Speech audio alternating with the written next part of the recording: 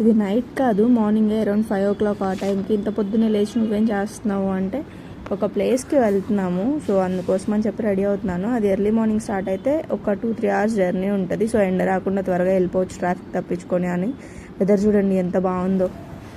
ఇక్కడ నేను స్నానం చేసి కొత్త బట్టలు వేసుకొని మంచిగా జుట్టారు పెట్టుకుంటున్నాను. టైం ఉంది ఇంకా అని చెప్పి. ఉన్నది కొంచెమే, ఆయన ఆరడానికి ఎంత టైం పడుతుందో తెలుసా, ఘోరంగా టైం తీసుకుంటుంది. ఆరదు ఏం లేదు. చాలా డ్రయ్యర్ అలాంటివి ఏమో అలవాట్లేదు. సో అందుకే ఇక్కడ నా అవుట్ఫిట్ ఎలా ఉందో చూపిస్తున్నాను. ఎలా ఉందో చెప్పండి, ఖచ్చితంగా కామెంట్ చేయండి.